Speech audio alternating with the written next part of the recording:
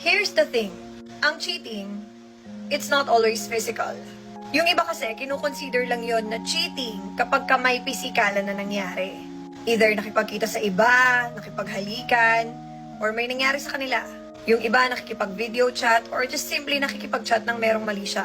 Hindi lang yon ang tinatawag na cheating.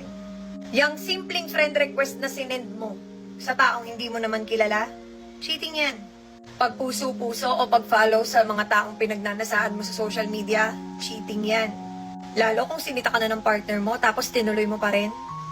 Cheating na, disrespect pa. Yang convo na binura at tinago mo, cheating yan.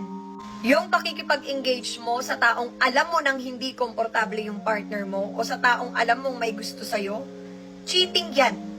Disrespectful yan. Alam niyo kung ano nakakalungkot?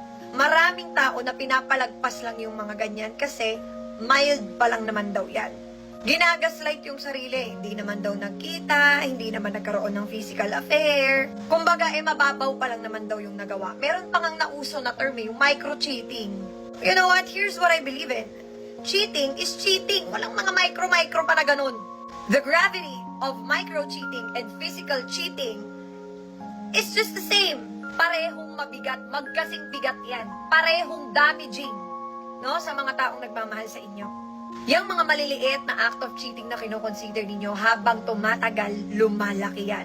At habang natotolerate yan, mas lalong nagkakaroon ng lakas ng loob ang mga yan na gumawa ng mas malalang katarantaduhan sa inyo. Akala nyo ba, the more na pinatawad nyo ng pinatawad yung mga yan, mas lalo nila kayong minamahal? Kala nyo, mas lalo nilang makikita yung worth nyo kasi maiisip nila, ay, pinatawad ako nito. Grabe yung sakripisyo nito sa akin. Ibig sabihin, mahal na mahal talaga ako nito kaya magbabago na ako. Hell no. They slowly lose their respect to you. And you slowly destroy yourself by forgiving small acts of cheating. Now keep this in mind. If you think that you deserve that, then stay.